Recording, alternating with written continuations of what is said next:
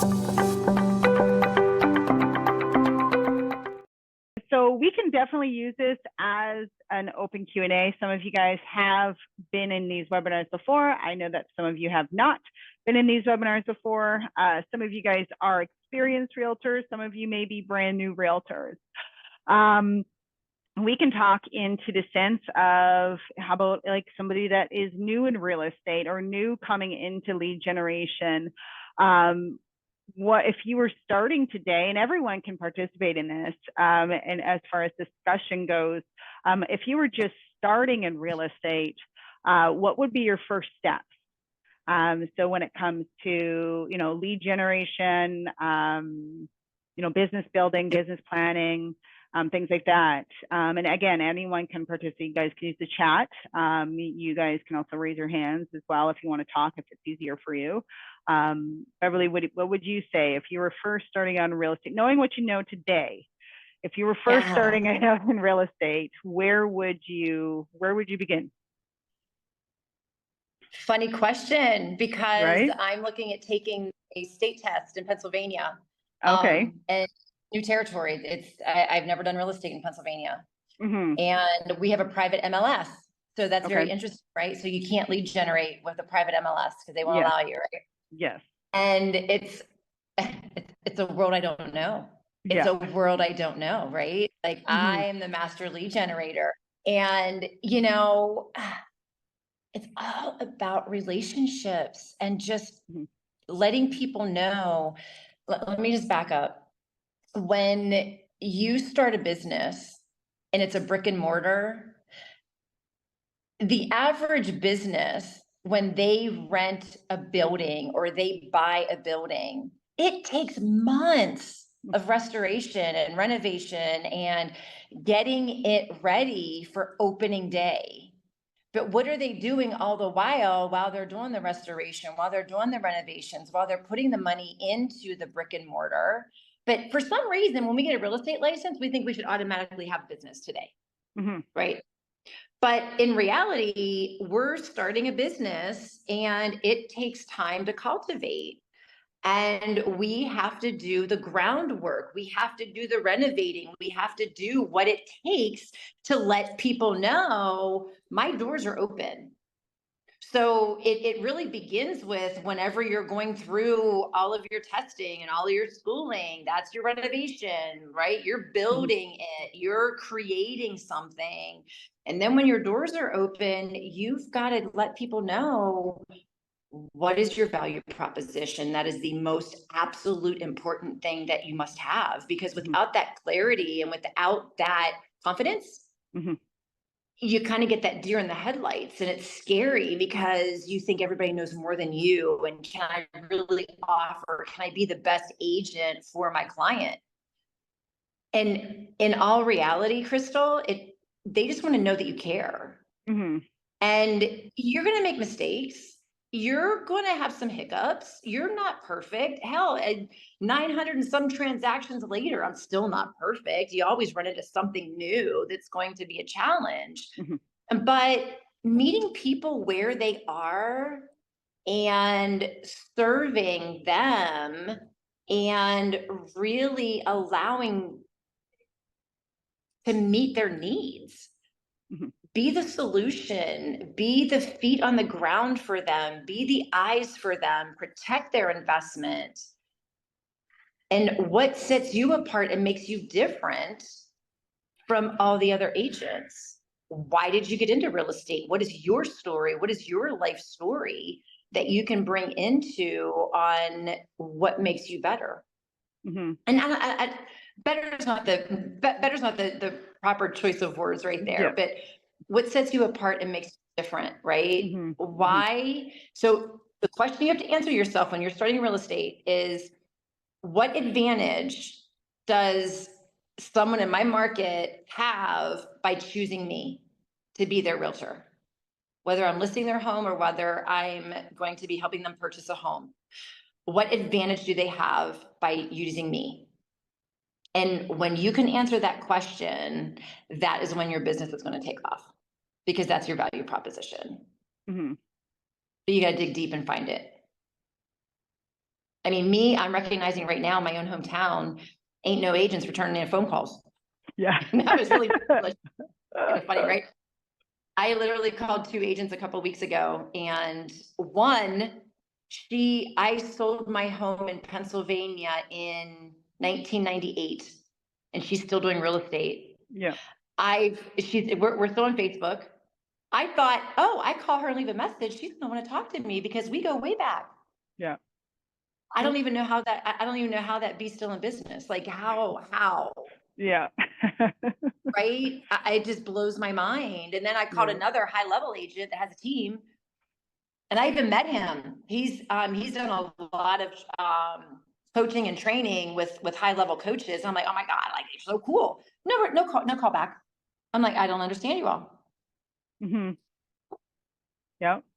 It's, I think, one of the biggest frustration that the average consumer has in, and not even just real estate, in contacting, trying to get a hold of somebody on the phone when they want to get a hold of them on the phone. They don't want to wait for callbacks. They want to have instant responses, right? People don't have patience. Yes. Well, and who was I talking to? Oh, my daughter. We're switching from AT&T to T-Mobile. And it took us a while to transfer over, long story short. But Mm-hmm. the salesperson, because she switched onto a business account, and the salesperson was all up in her stuff. But then when she switched over, we can't get her to call us back because I still need to phone over. And she's like, she just dropped off the face of the earth. And I'm like, that is a typical salesperson.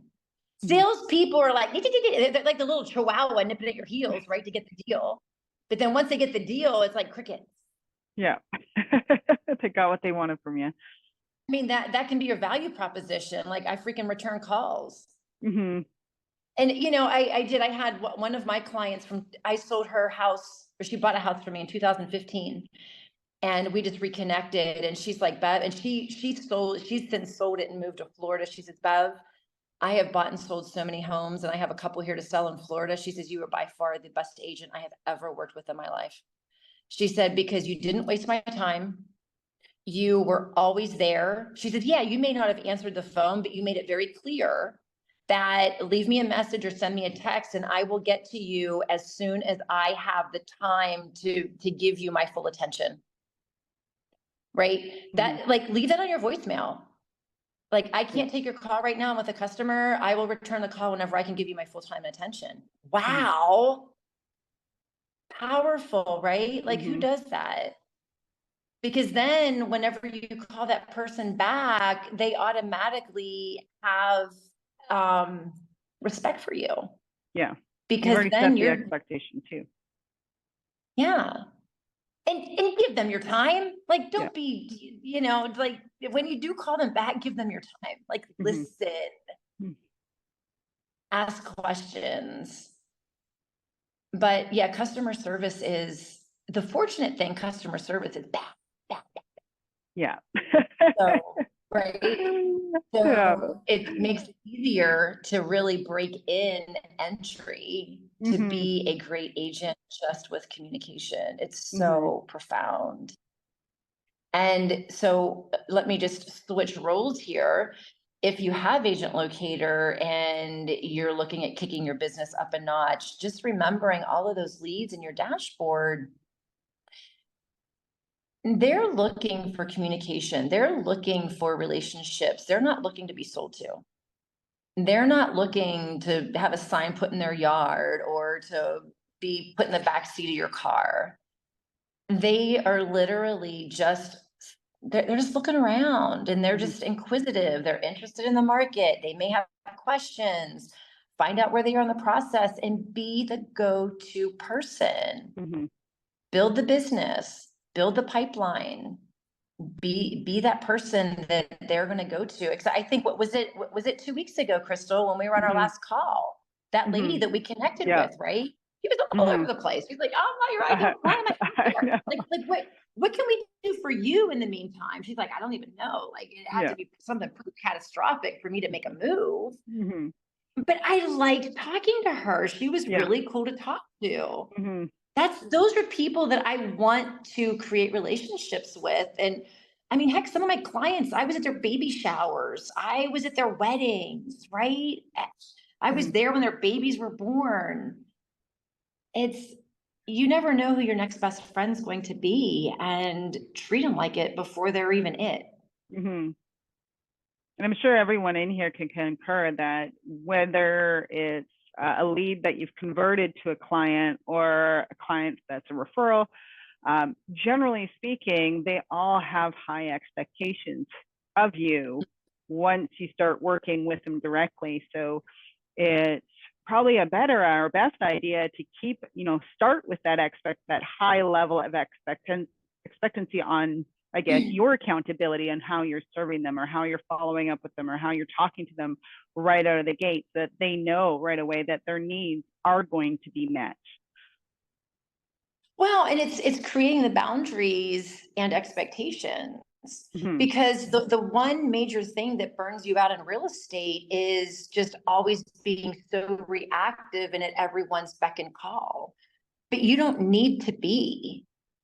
People just need to know that you are going to be there. And we have to remember, unfortunately, everybody on this earth is already pre-programmed that they're going to have bad customer service. So until you prove them different, they're going to expect you to have poor communication, which is sad. But if you set those healthy boundaries out of the gate, that this is when I answer my phone, this is when I return phone calls. When you call me, please don't take it that I'm ignoring your call. I'm just with a client. And here is, all right, listen up, everybody. This is so, so important. Even if you are spending time with your partner, your kids, if you're at the mall, if you're doing self-care and getting a massage, you have an appointment with a client. You always have an appointment, no matter what is on your calendar. I don't care if you're with your dog, getting your dog groomed, you are with a client. Because they do not need to know your personal calendar. So that is your voicemail. That is your boundary. That is your message to them on setting that expectation. Don't take me not answering my phone as ignorance, but when I'm with a client, that they get my full time and attention. So if I don't answer the phone, it just means I'm with a client, or I'm talking with a client. I will call you back at my earliest opportunity that I can give you my full time and attention. Is that okay? I'd be like, oh, hell yeah. Wow. What a professional. Because I want to work with people that respect their own time. Because when they respect their own time, they're going to respect my time. Yeah. And that's powerful. And you're setting an expectation out of the gate to where if you have a client that's going to be running all over you, you might want to rethink that little relationship before you go down the road. Those are the worst clients. Yes, they definitely can be. I actually watched a clip the other day, and it was related to a different type of business. And she says is really being clear, and it's different because it was more of a business where you would go to her business, not just, real estate where you're kind of freelancing all over the place. But she says it's really important to kind of set the business hours for yourself of saying, hey, unless it's an emergency, I don't take business calls after this. Leave me a voicemail and I will return it at 9 a.m. when my business starts again, or 8 a.m. when my business starts again, unless it's an emergency. If it's emergency 100%, I'm going to take care of you. But just because you see me online or posting things or doing whatever doesn't mean I'm open. That's right. Yeah, you guys hit that expectation. 100%. What else you got? Does anyone in here have any stories that they can tell about, related topics on setting expectations or boundaries, or what you do yourself to set those expectations for people that you're working with, so that you can manage your business and not be working in it 24/7, or to maintain those good client relations and customer relations with everyone? Well, and it's scary, right? Because I know whenever I first started, like, that was my value proposition. I'm there, like, I had no business. Like, right? I started to make that my value proposition. Like, I will answer your phone, call me at midnight. Yeah. But it wears you out. So you know your limitations. I'm not saying you have to do that. If you want to be reactive and you want to create that, go for it. But at some point, as you're scaling your business, that is going to have to change. Yeah. You can't maintain and scale a business by being reactive. If you want to start out of the gate like that, I'm not saying it's wrong. I'm just saying it's easier to create a good habit and stay with the habit than it is to change habits. As you won't run yourself down, right? When we're go, and all of a sudden we just crash because it's just too much. And then once you crash, we all know it's very hard to get that momentum going again to a level where we're kind of jiving, right? Because I remember my first coach. Do you know what my homework was? I had to turn off my phone for 2 hours every night. From dinner time till after dinner, I had to turn off my phone for 2 hours. Holy poop balls. And that's like right when the Blackberries came out, man. I was like, oh, I got the Blackberry, like the cell phones were like raging. This is like back in like 2017, 2018. I got the Blackberry, so I had like everything on my phone, so I didn't have to be in my office. Yeah. So it was really hard. That was probably the hardest homework assignment ever. Wow. What would you say are some great creative ways? Because everyone in here may or may not be running lead generation. What are some creative ways that somebody can, in your opinion, create or generate leads from themselves that are low cost, that might just be, you know, again, easy example is door knocking. Doesn't cost you anything other than your energy walking. But what are some other creative ways that somebody that might not have a lot of money to spend on building a business or continuously throwing money at it? What are some creative ways that maybe you've done in the past that may have helped generate business? One of my funnest ones was vacant homes. So I created this back in the foreclosure days. There were so many vacant homes. If you have vacant homes on the market, you can do, let's put it this way. You can do open houses on any house that's on the market, right? So you can get creative with an open house and advertise that you're doing an open house at this particular location. You can send it out to your entire database.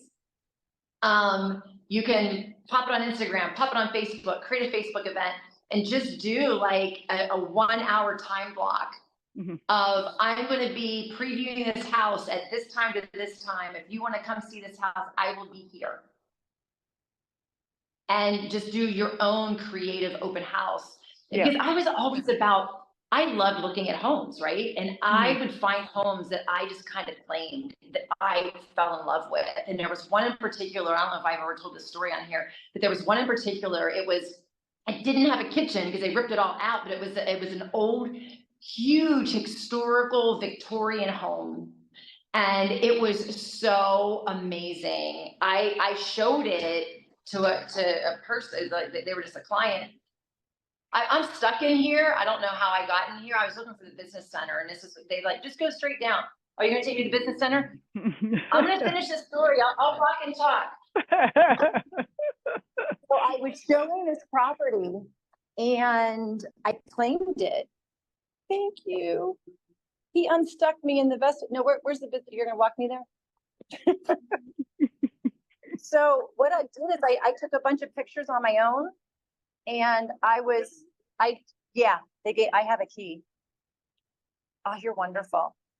I guess it does say business there. So I claimed it. I'm like, I am selling this. Oh, this is so wonderful. I am selling this house. So I started advertising it, talking. Thank you so much. I started advertising it. I started talking about it. And I think it was like 2 months later, I sold the house. I procured a buyer, and we went and showed the house. And I was so in love with that house. Well, the agent didn't like me very much because I beat him up. My clients fell in love with it so much. The daughter lived on the property on like an adjoining house. Well, she wasn't on the property. It was like they lot line adjusted it. But we wrote the daughter a letter and said that we want to restore, we want to keep mom and dad's picture in the foyer, and they can't wait to meet her and restore the house. And they want to talk to her about bringing back like the old charm and blah, blah, blah. I mean, it was a cash deal. I think we got it. I think I got him down like 300,000. Oh, wow. It was Wow. crazy. But I claimed houses, right? Like I would go in a house. I'm like, oh my God, I love this house. Like who's the ideal client? Yeah. Who would buy this house? Mm-hmm. And then kind of match the house with who you think is going to buy it and market. Like, I mean, now we didn't have freaking hashtags back then. Yeah. But yeah, I mean, you can market really any house. Like if you go show a house and you fall in love with it, or you go preview a house and you fall in love with it, have fun with it. Mm-hmm. Just go live on Facebook, talk about it, let that stuff go viral because people love that. I mean, people are jumping online. What do we always bitch about in our, nobody's buying, everybody's just looking. Well, get something Yeah. to look at. Yeah. What's that song? Give them something to talk about. Yeah. Yeah. Give them something to look at. And that's a great way too, because I know a lot of people host open houses for other agents in their office. So that's another creative way. Laws are kind of maybe different in Canada. I'm not sure in state to state. I imagine they're different as well with respect to advertising. They would have to get permission from a realtor to be able to like actually push and try to sell somebody else's listing, advertise it, so to speak. So if you're blasting on social media and specifically well, if you're not really focusing on the one, advertising it, you're just talking about it. yeah, You're just saying, true oh my enough. gosh, I went and looked at this house and oh, I went and previewed this house and oh my God, it has True. this and it has this and it's so fun. Yeah. Yeah. Great. So it's not like you're Yeah, I going to guess be so. the Yeah. buyer agent. Yeah. You are the buyer You're agent. Yeah. creating interest in something without really revealing exactly Yeah. the full details, right? So Yeah. Yeah. So that's the hook, right? They have to call you yeah, if they want more information on it. So yeah, you don't have to absolutely. give an address. You don't have to give, I mean, you can give like hey, I went to see this house in whatever town, Yeah. but I wouldn't give any details. I mean, you can always like, if you're doing video, I'd say I'm very gray. So if you're black and white, this might not be for you, Yep. but I'm like, what do they say? It's better to ask for forgiveness than permission. Right. And at the end of the day, you achieve a goal of a seller wanting to sell their house. That might be sitting, just sitting there, wasting them dollars by it just sitting there, right? Yeah, just look at homes that have been on the market for a while and, just have fun with it. And I think that's what, it's funny whenever we get our real estate license, right? We don't know a whole lot and then we can be creative and we have fun with it. But we don't know what we don't know. And then the more we learn what we learn, we just automatically assume and think that everybody else knows that we were the ones that didn't know. Yeah. So then we really change our perspective of how we're selling, so to speak, because we think everybody knows. But I mean, I remember going through my real estate course, not having any idea of the difference between a broker, associate broker, realtor, how you got paid. Like I had no freaking idea. But then once I knew it, you don't unknow it. You just think everybody knows how a real estate agent gets paid. Yeah. Yeah. It's the whole thing, right? Or it's like first signing up and you got all these different dues. Like I thought I just had to be like, one fee and there we go. And then it's your $1,000 into it just to be able to do anything, right? But no one necessarily tells you all of those upfront costs that you have to pay just to be able to even talk to anyone about it. Yes. Yes. So that was one of my favorite creative ways, is just really just claiming a home and really creating the buyer for it and finding them just by talking about a house. Yeah. And of course, so again, our like MLS, so I know our MLS and most public MLSs with our contracts, the sellers sign on there giving the brokerage the rights to advertise it. Yeah. And that's how it ends up in AgentLocator. That's how it ends up on all these syndicated sites, right? So technically, I'm not telling you I'm not your broker, but technically they can't ping you for advertising it as long as you just close the broker and the agent's name. That's it. So if you just put like a little disclaimer at the bottom, brokered by agent, you're clear. We have Narendra here just It's saying fun. follow-ups and keeping clients informed is something realtors lack. I believe instead of living in Correct. silent, make noise. And what I mean is stay in touch, call and keep clients informed, and return all calls, emails, and texts. 100%. And, just to compound that, Crystal, you always hear me say, leave it up to the client when they want and how they want to be followed up with, because it takes the guesswork out of it for you and it makes it so much easier for you. So after every phone call, when you're in that nurturing phase, when would you like me to follow up? How would you like me to follow up? What information is helpful for you in this, while we're dancing here in this information gathering phase? What's helpful for you? And follow through with it, because now you've made a commitment. They've told you what they wanted. There's no excuses. Where before I would do that, I'd be like, oh, I'm calling them back. Like, why am I calling them back? Like, what am I going to tell them? Yeah. It seems too soon. I just talked to him 2 weeks ago. I'm going to move it to next week, and then I'll call. And then I see it next week. And I'm like, yeah, no, it doesn't feel right. I'm just going to move it again. They're still looking online. They're not right. They're still looking online. I don't need to follow, right? So if you take the guesswork out of it, it makes that job even easier. Yeah. To continue that follow-up. It helps to prevent us creating our own objections to our follow-up that we know need to happen. We create our own objections? What? All the time. I never did that. No. I never looked at a lead and talked myself out of why I should not be calling them. Oh, always, right? They're active, and you're like, oh, I haven't talked to them in a while. Maybe I should call them. You're like, oh, but it's going to seem weird if I'm calling them, like, while they're active. Like, we talk ourselves out of it. I'll wait a few hours, and then I'll call them. Or I'll wait till tomorrow, and then I'll call them, right? So, yeah. Our thoughts are our own enemy, for sure. Yeah. Absolutely. But it's leveraging tools too, right? So you don't always necessarily have to be calling them for your follow-ups. It could just even be based on what they're doing on your website and following up with them that way. Less intrusive sometimes, or, sending an email based on a property view that they looked at, right? So sometimes actions of your leads speak louder than any words they might be saying to you. Yeah. Right. So another way, Crystal, did you have another question for me? I'm just thinking of another way to be creative with your business. Go ahead. Collaborating with other businesses is so huge, right? Every business wants more business. And if they don't, they're lying. Yeah. So if you meet your business owners in your community, this is all about building community. If you meet your business owners in your community and just ask them, if I were to help you build your business, how could I help you build your business? What would be helpful for you? What would be helpful for you? And when you show somebody that you care about their business because you want to be involved in the community, it goes so far. And are you doing it for the business? Yes, but you're doing it for the relationship.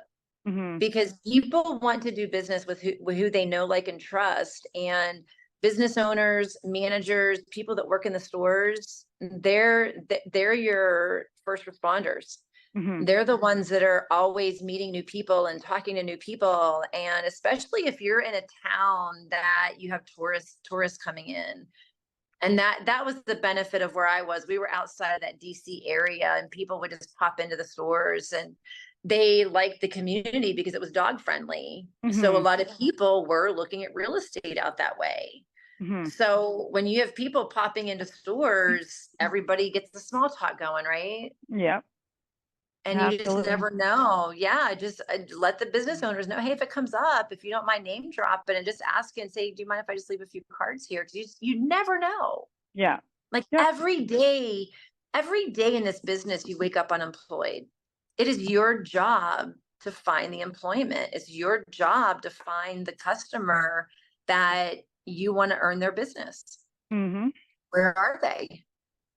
Who do you want to work with? What do you love to do? Go spend time doing what you love to do, and get involved with that community. Yeah.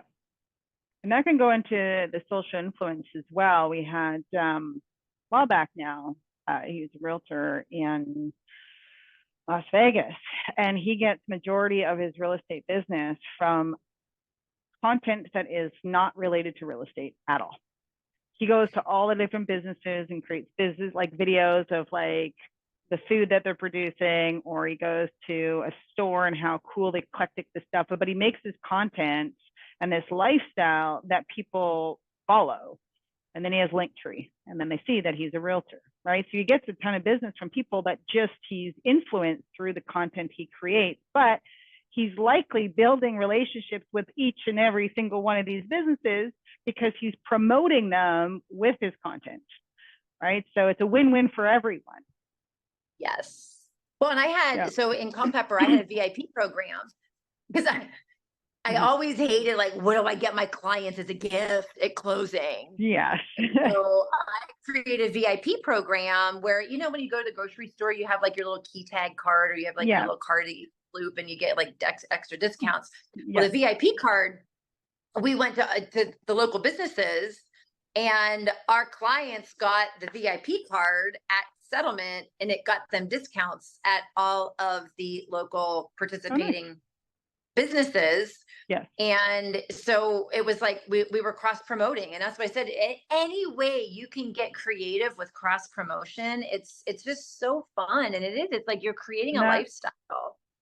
And that's a good way to do it as well. Like you said, those little promotional cards that you can give your clients, right? Because it's a win for them, and it's a win for the business, and the business is going to appreciate that you're providing extra business for them, so they're more likely to name drop. Well, and that's when the QR codes came out and were big. So I had a QR code printed on the card. So when you QR coded it, took you to the page on the website that showed you a list of all of the participating businesses of where they could go and get discounts, or like buy one cone, get one free, buy a dinner, get a drink free, whatever, you know, whatever it was. Yeah. No, that's a pretty neat way to promote. And I'm sure it's probably not hard to get businesses to agree to that, right? No, well, I actually created a program where I had different levels to where it could just be free, or if they wanted to sponsor my events, they could actually be a sponsor, and they could pay a monthly fee or a yearly fee and contribute to my marketing and advertising. Okay. Yeah. So yeah, I had a whole VIP program that was layered in levels because I didn't like paying for my own advertising. Yes. The marketing aspect gets expensive. That's for sure. Yeah. And that was a really creative way. But it's a lot of groundwork, because then you got to go collect the money from them. They're like, oh yeah. But then you got to go collect the money, and then you got to get their logos and get their bios and to get it added to the website. So that was a whole other department. It's a whole project on its own. Well, that's the thing though. If you're not busy, right? We just talked about opening this webinar up today. That's the 3, 4, 5, 6 months of renovating and building your business and getting your door open, right? If you're doing nothing, that's doing something. Yes. Because you're making contacts, you're meeting people. Yeah. It's just getting your face out there. You know, I have like profound moments with so many different coaches that I coached with, and so many different masterminds and so many different conferences. And I can always pinpoint those aha moments, right? And I remember my business coach, when I was so buyer heavy, he's like, why don't you have more listings? Because all my listings were only from my buyers that had something to sell. I never got listings just to be a listing agent. And I'm like, I don't know, like nobody knows me. Like we got so-and-so that does all the listings, and so-and-so does all the listings. He's like, you're making excuses. People don't even know you're an option. I'm like, oh, damn. Right. And it's true. Yeah. They didn't even know I was an option. So it was my responsibility to let every homeowner in my sandbox know, hey, I'm available for a listing appointment. You need to hear what I have to say. And that's hence what came, that's when I started the guaranteed sale. So I did the guaranteed sale. I'll sell your home in X amount of days, or I'll buy it. And a lot of people cringe at that because they're like, I don't buy a house. I can't afford to buy a house. There's so many disclaimers in there. And whenever you explain the program to them, it's not beneficial for them anyway. Like it's never beneficial. Like you can always sell it for more than what your buy program is. Yeah. And then and all you need to do is just, and again, right? Network, meet investors. Mm-hmm. Investors are buying. You may not be, but your investors will. Yeah. And if that price is right, you will be able to sell a house with a guaranteed sale. Mm-hmm. Yep. Absolutely. But yeah, it was my responsibility to let people know my doors are open. I Mm-hmm. am somebody Absolutely. that you want to interview, Mm-hmm. but It's you like have any to be an storefront. option. Mm-hmm. Any storefront, people have to know it even exists in order for you to expect any foot traffic. Yeah. Well, that's the thing, right? It's like storefronts are always about, and I think every single one of us on here listening can really attribute, there are certain locations that are just constant turnover with businesses. Like Mm-hmm. I can remember a building, it's like been 5 different businesses and now it's vacant. Yeah. And it's usually has something to do with location. Yes. Like it's a weird parking lot, or it's weird to turn into, or it's in a weird situation. So yeah, it's Mm-hmm. always location, but hello, you're in a service industry. You don't have a location for people Mm-hmm. to find and walk into. Yeah. You are your location that has to relocate Yeah. to everybody else. So yeah, you have to put yourself there, not them find you here. Yes, exactly. Right. And it can be tricky. So it's also self-marketing, using your website, right? I encourage people, if you can't afford to drive traffic to your website, you need to be showing people how to get to your website to generate a lead off of it. Right. So Well, it's and like that's you have your where all paid. your free reports come in too, right? It's Mm-hmm. all about giving value. And when you were talking about the guy in Vegas, Mm-hmm. right? That Mm-hmm. he's not just living his best life. Yeah. And people just want to be in that energy. Mm-hmm. So, you know, if you are giving value, like letting first time, like who's your niche? Who do you want to work with? Yeah. What is keeping them awake at night, and give the value and give it for free, put it out there. And Yeah. that is what's going to attract them. So like, wow, this person, like you may have 10 other people that may know more than you, but they're not putting themselves out there like you are. Yeah. And talk about the problems that you've had in real estate and how you were able to overcome them and why you Mm-hmm. became a real estate agent. Mm-hmm. And that brings up, I was going to mention it before, but it just came back around the room. So the coaching that I'm doing now is all about like just frequencies and energy. Mm-hmm. So we literally did a whole hour on hip hop artists and listening to a song and tapping into the frequency and the energy that they like. What does it smell like? And you're like, oh, leathery, right? What does it taste like? Oh, that is so barbecue, right? Look at Taylor Swift. I don't care. I don't care what country you're in this world. If you don't know who Taylor Swift is, you're living in a cave. Taylor Swift has completely nailed the frequency and that vibration to her audience. Mm-hmm. And that is what people buy into. They buy into that feeling, that energy of what she stands for. And if Mm-hmm. you look at anybody that you have been attracted to online, in person, they carry a certain energy and frequency about them that attracts you to them. Yeah. And that's why like always attracts like, right? Like you always Mm-hmm. attract where you are. So don't Mm-hmm. worry about who you're going to piss off in your website, because you're going to attract whoever it is at your frequency level. Yeah. So what is your energy? What do you want people to feel and think and desire when they see your branding, when they see your messaging? What colors light you up? What words light you up? Like what like gets your fire going? Yeah. And just really think about the things that you love and desire and want. That's what your Mm-hmm. clients are going to love and desire and want too. Absolutely. Yep. And just have fun with that. Mm-hmm. And you'll know your high frequency as well when all the heads turn in the room. When people look at you when you enter a room, you are a high vibrating individual. Yeah. Well, that's really being self-aware. Mm-hmm. And when we're in our highest frequencies, that's where we just lose ourselves in time, because we're just having so much fun, and life is just so amazing in those moments. Mm-hmm. And how can we bring more of that into our life? And that is what attracts what you're looking to grow. Mm-hmm. But we just have to have an awareness to it, to be able to lock in on it, to know Mm-hmm. how to relay Yep. that to our audience. Yep. And being approachable, right? You know how many people are not approachable just by like, you're like, I don't even want to talk to that person. Like they just have something about them. It could be a Yeah. lower frequency person, whatever it might be, but it's just, it's, we all recognize it amongst different individuals, different like professionals, things like that, where, there's just some people that aren't approachable. So we want to always make sure we're approachable.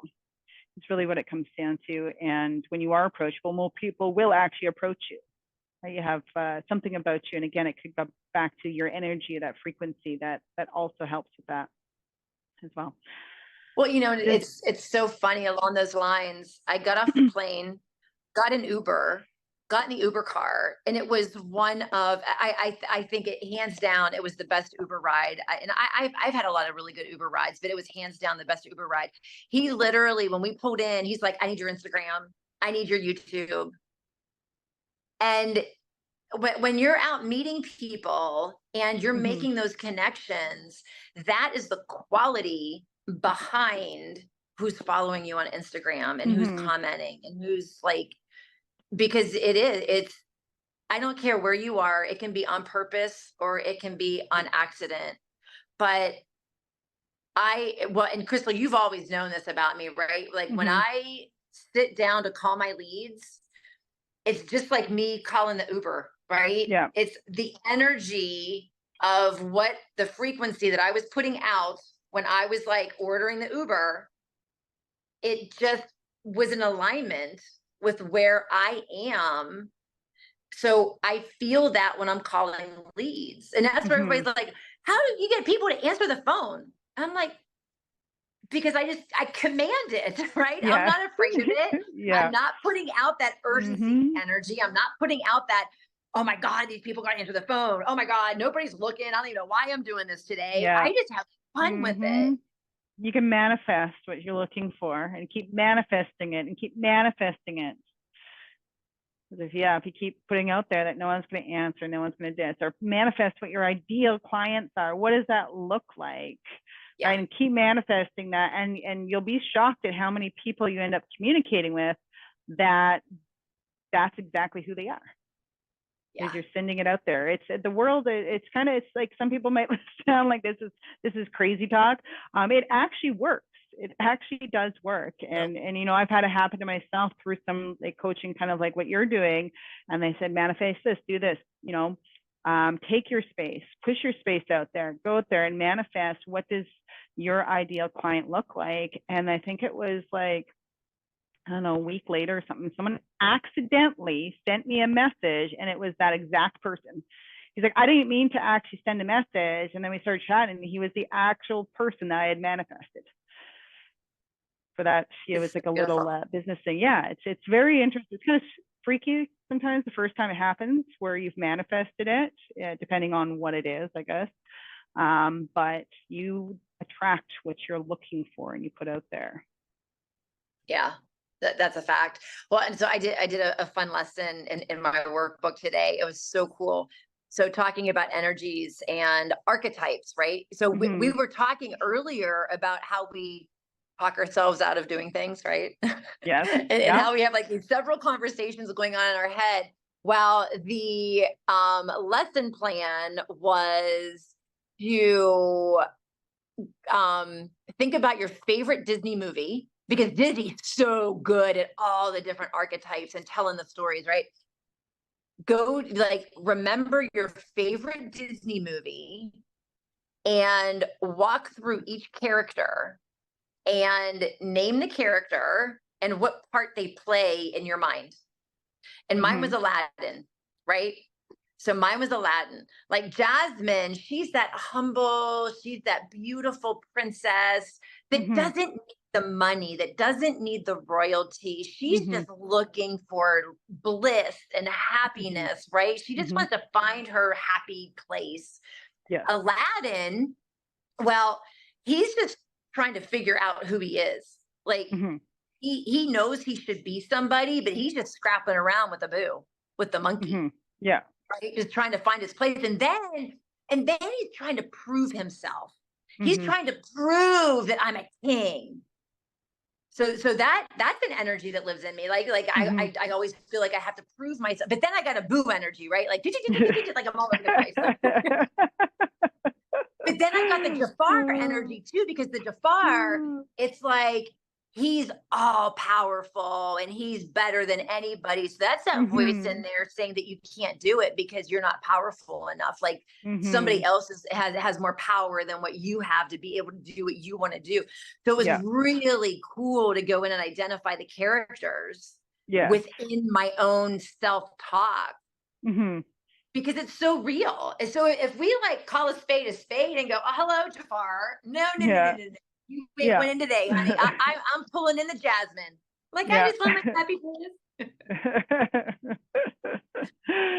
Yes, it's definitely interesting and powerful when she can recognize a lot of those different components out there that affect I guess how you we do business. Yes, exactly. And how we because it's those voices that prevent you from door knocking. It's those voices that prevent you from picking up the phone. It's the voices that prevent you from taking the action. Yeah. So when we learn how to work with it instead of running from it and like I'm going to sit down and call my leads today. And I sit down here and I'm like, oh my gosh, I don't know where to start. I got an email. Yeah. Yeah. I gotta go do this. I gotta go do that. Right. It's so easy to get ourselves. You're like, okay, I am distracting myself right now. Why am I distracting myself? Why am I looking here? Don't know what I should be doing. And why is it so easy to go to my email and be responsive? Oh, because I don't have the clarity. What needs to happen for me to call my leads?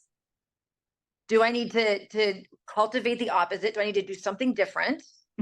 What do I need to learn? What do I need to know to get this done? Because I know that if I call my leads, I'm going to have conversations that could lead to. And, one thing I uncovered with myself was that avoidance. I know that, even we're all human, right? We all have some sort of struggle with that avoidance factor. And what I've realized with my avoidance is I can come up with a great idea and I can know exactly what it looks like. And I'm like, oh my God, like this is like the next big business thing, right? Like this could really create more leads or create more business. And then you sit on it and you never completely fully take action on it. And then you think of something else.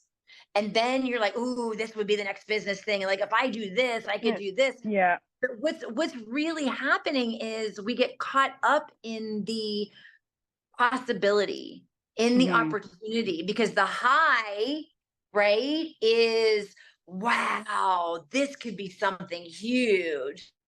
But then you go to take action and you're like, oh, I don't know how to cut that video. Oh, I don't know how to work that software. Oh, I don't. And then you stop and you go do something else. But the underlying piece there is just not having enough clarity to get to the other side. Yeah. But what do we want to call it? Like the behind the scenes, I don't even want to call it a benefit, but the behind the scenes gift that I'm keeping to myself is I will never fail. If I don't implement something and it doesn't work, I don't fail.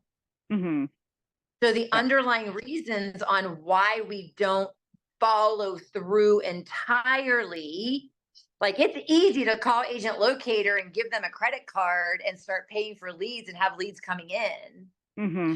But if I don't follow through with all the action that Agent Locator says that I need to be doing to create that business, Mm-hmm. You're a squirrel. I'm not following through with it. Yeah, because Collecting then I nuts. can blame Agent Locator. Or I can Yeah. blame Agent Locator for the Doesn't failing, work. No one right? calls me. Right. Yeah, it's Agent Locator's fault. I Yeah. didn't fail. Yeah. Yeah. It's very So easy to it's do so. interesting whenever you really start to peel back layers of why we do what we Things. do or don't do what we Yeah. should be doing. And we say it's a self-preservation of protection, really is. It's scary to step outside the box sometimes. It's scary to, put ourselves out there on the edge. It's scary to even think about failing at something, but anyone that, has fully succeeded in their business, regardless of industry, or in their company, regardless of which company, they had to fail and trip multiple times in order to get there. Without failure, there's never going to be success. We have to navigate through, but we have to be bold enough and brave enough to silence those voices and put ourselves out there in order to actually gain that ultimate success. And that's so true. Like nobody talks about the strikes, they only talk about the home runs. Yeah. Yeah, And I exactly. can guarantee you the more home runs, the more strikes. Yeah. I don't tell you what it takes to get there. Or someone will, we were talking about bull riding the other day. Oh, it's 8 seconds, $10,000. I'm like, no, that wasn't 8 seconds. That is hours and hours of pain and agony Yes. and whatever to get that 10,000. But everyone just sees the 8 seconds. Yes. That's so Right? funny. I love bull riding. I love, love.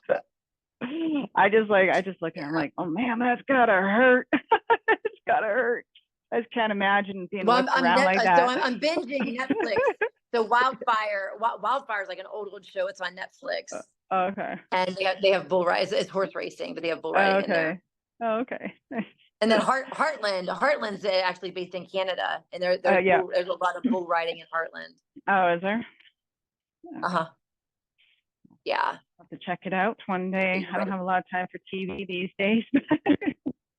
One day. Oh, that's my guilty pleasure. That's my nightly guilty pleasure. When it gets cold out, maybe. Sometimes I do, but I turn it on because I'm kind of tired, and then I turn it on, and I'm like, why did I don't know. My brain's like here. I'm like, I should just go to bed. Not even watching it. It's just on. Awesome. Well, thanks, Beverly. It was a great session, even though good discussions. Again, anyone in here, we're always looking for you guys as guests of honors on here, whether it's, talking about topics that you need help with, or jumping into your CRM and calling your leads. So if that sounds like you, just let us know and we'd be happy to get you on. Yes, please. I love calling leads. And I'm actually glad it worked out perfect today, because I was like, I couldn't get online because I was in the wheel. Yeah, you're like, oh my God, what are we going to do? Awesome. Well, enjoy the rest of your conference. Thanks everyone for hopping on, and we'll see you. It'll be next month. So enjoy the rest of July. Oh my God. I know, right? All right. Have a beautiful day. You as well. Thank you everybody for taking time. Bye. Bye.